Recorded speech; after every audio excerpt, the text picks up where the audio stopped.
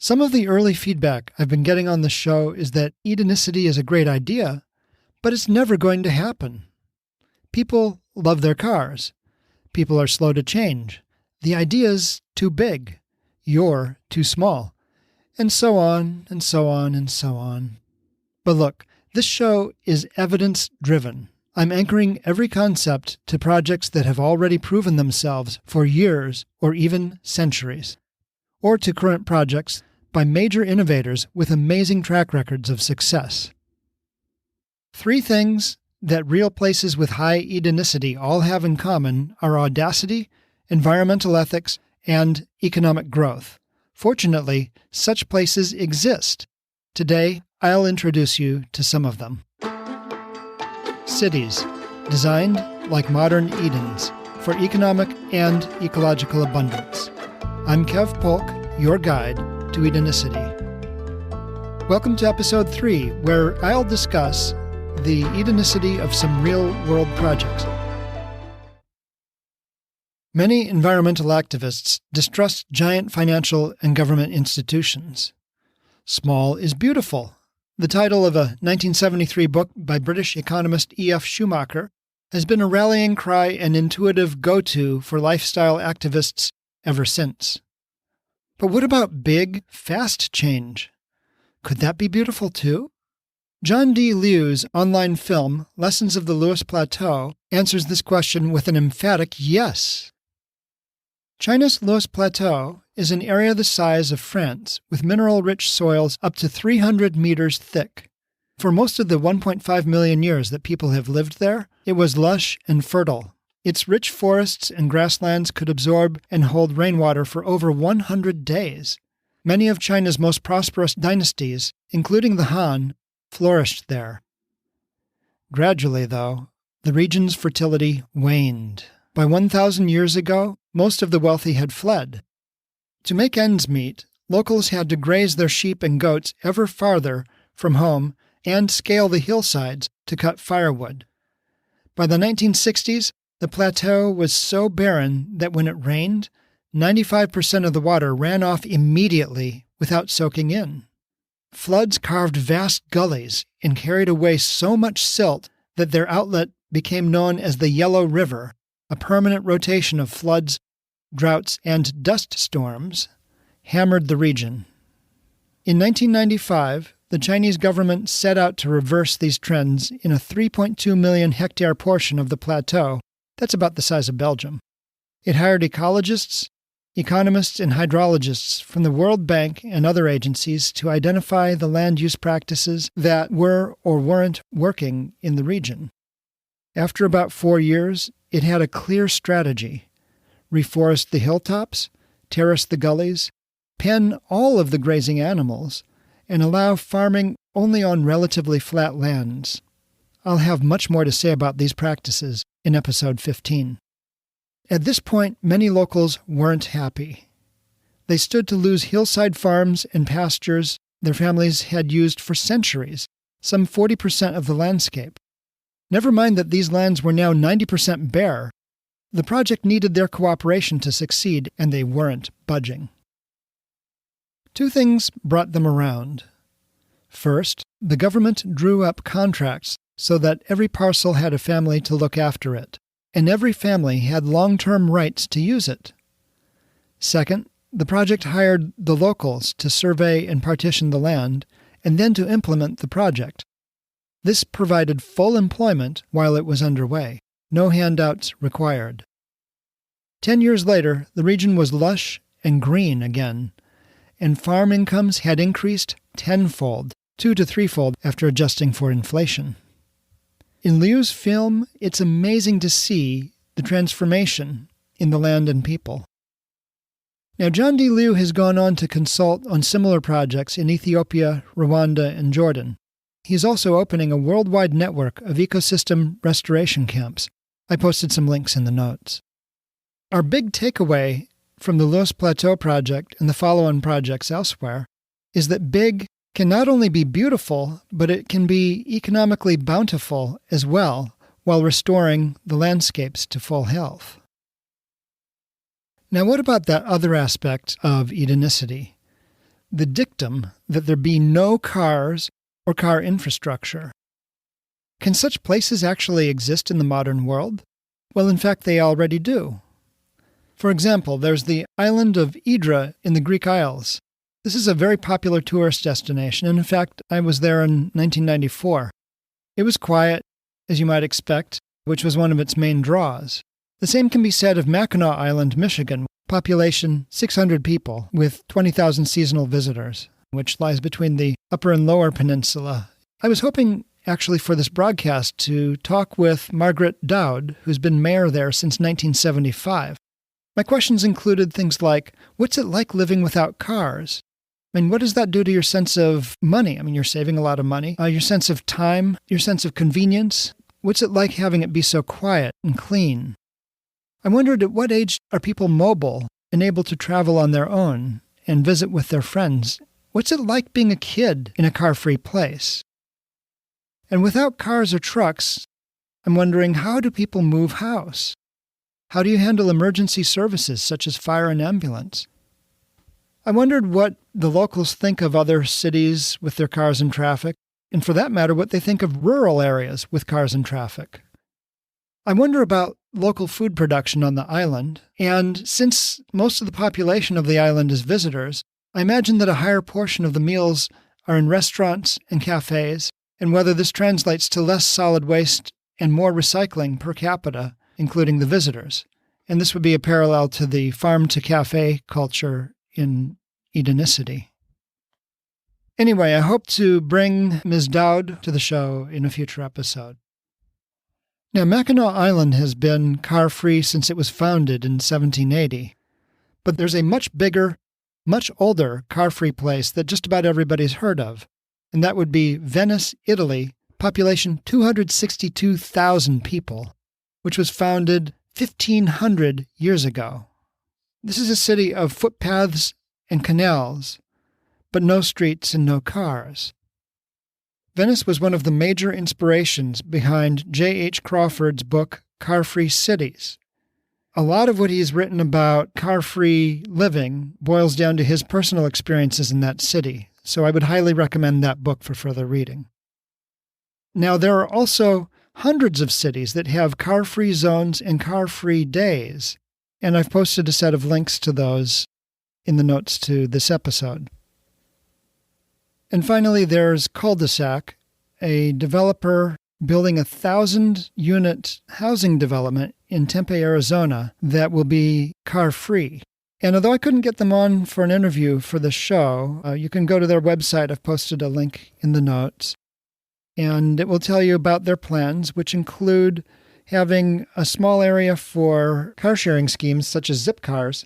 And the idea behind these is that you might have one car for every 7 or 8 families, but you get to have the car that you need when you need it. So when you need a pickup truck, there's a pickup truck. When you need a van, there's a van. When you need an economy car, one of those is available as well.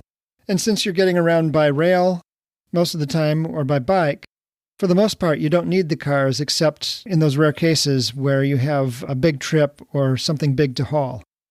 So I think you can see how Tempe's excellent public transit system, especially its rail, made their development possible. Anyway, they have really big dreams for the future, and I encourage you to check them out in the link that I provided with the notes to this episode. Beyond ecosystem restoration at the large scale and building completely car-free, there's another subtler element to Edenicity, which is best exemplified in the Village Homes subdivision, built between 1975 and 1981 on 70 acres in sun-baked Davis, California. When I visited Village Homes in 2017, it was a green oasis surrounded by brown and yellow farmlands, weathering a dry season. Village Homes comprises 225 homes and 20 apartments. It was designed by Michael Corbett to build community and conserve energy and natural resources. The streets run east-west, and the lots run north-south. This lets houses use passive solar designs to make full use of the sun's energy, which, given how expensive photovoltaics and solar water heaters were in the 1970s, gives you some idea of how pioneering the original residents were. The streets are narrow, curving cul-de-sacs. They're about 7.6 meters wide, with very few sidewalks. This is narrow enough so that all pavement is fully shaded by trees during Davis's hot summers. The main transportation in town, from what I could see, was pedestrian and bike paths that alternate with the streets, running through common areas between the houses. These are generally lavish food gardens. People can snack their way through the neighborhood. According to the Village Homes website, which is linked in the program notes, most houses face these common areas rather than the streets, so that emphasis in the village is on pedestrian and bike travel rather than cars. Probably the most striking feature of village homes is the natural drainage, a network of creek beds, swales, and ponds through the common areas that allow rainwater to be absorbed into the ground rather than carried away through storm drains. This drastically reduces the amount of irrigation and has built extremely rich soils. Jeff Lawton, the famous Australian permaculturist, has commented on how incredibly sweet the peaches growing there are due to the quality of the soils that they've developed. According to Corbett, the cost of landscaping was far less than what it would have cost to build concrete storm drains. However, the town of Davis required the developers to post a bond for putting in the storm drains should the natural drainage fail. This did not prove necessary. The drainage network has held up all these years and even absorbed overflows from the rest of the town during floods. When I was there, I was surrounded by a profusion of edible landscaping. According to the Village Homes website, fruit and nut trees and vineyards form a large element of the landscaping in Village Homes. More than 30 varieties of fruit trees were originally planted, and as a result, some fruit is ripe and ready to eat nearly every month of the year. I can vouch for that. The place was just festooned with tangerines when I visited, and they were delicious. The website continues, in addition to the common areas between homes, Village Homes also includes 2 big parks, extensive green belts with pedestrian bike paths, 2 vineyards, several orchards, and 2 large common gardening areas. The commonly owned open land comes to 40% of the total acreage, 25% in green belts and 15% in common areas, a much greater proportion than in most suburban developments. 13% of the developed land area is devoted to streets and parking bays, and the remaining 47% to private lots, which generally include an enclosed private yard or courtyard on the street side of the house. Many of the houses were built by their owners, using solar water heaters and photovoltaic panels long before these were popular or cheap. The houses were small, with big, shared yards. Michael and Judy Corbett condensed their experiences into a book called Designing Sustainable Communities, published by Island Press in the year 2000. One of the things that really jumped out at me in that book was a comment on page 79 that over a 20-year period, the community's reputation has changed from that hippie subdivision to the most costly place per square foot to live in Davis. That really struck a resonant chord with my own experiences in co-founding the Green Acres Eco-Village in Bloomington, Indiana in 2007. Now, you may recall that 2007 was just at the height of housing prices, that's when we bought, before the housing crash of 2008. And we were in the depths of the housing crash in 2010 when, unfortunately, we had to sell. To my great surprise, the house sold for 27% above market value when we left, and we hadn't done anything particularly special. That left me wondering whether maybe the increase in value was because we were also in the process of rebranding the neighborhood as a eco-village. I'll talk a lot more about Green Acres in episode 23. But still, I got to wondering if this was a fluke or something that was generally true about neighborhoods that go green. So I looked up green neighborhoods in Mother Earth News and found developments in Texas, Tennessee, Oregon, Illinois, Virginia, and Arizona. Then I compared their prices to surrounding neighborhoods in Zillow and found that they were all more valuable than surrounding homes. I'll talk a lot more about that in episode 24. Today I've identified 3 big trends that I think are non-intuitive to traditional environmentalists. First, that large-scale ecological restoration is not only possible, but very desirable. The thing I forgot to mention about the Loess Plateau project was that it was very inexpensive to implement, even in the context of China's economy. Second, that there's a huge growth in car-free urban development throughout the world. And third, that green residential development tends to fetch a premium price rather than being down market like a lot of people had previously assumed. Now, it also turns out that there's a lot of new cities being planned throughout the world because the UN forecasts that the urban population of the world is growing by 200,000 people a day every day from now through 2050. So that's a huge opportunity. Now, you might imagine that some of these new cities would incorporate these three elements: ecological restoration, being car-free, and ecologically sound design. And, sadly, you'd be mistaken. When you go to the list of new cities that I put in the notes for this episode, you'll see that none of them follow these principles at all. Even the greenest among them fall far short of the criteria that I've set for Edenicity. So the niche for what I'm talking about is wide open. The future, I think, will hold some really big surprises. I read today that China is shipping used cars to Nigeria in a strategy to build a local market for car parts and maintenance. Smart leaders among the developing nations would do better to aim much higher. Technology dominates economic growth in the modern world, so to stay competitive, they should follow Apple brand guru Guy Kawasaki's mantra and jump to the next curve. This means, at minimum, designing for the post-car era. Cities with high Edenicity will have much better access to services and people, which I'll discuss in Episode 12, at much lower cost, which I'll discuss in Episode 6, with much greater health and longevity, which I'll discuss in the next episode.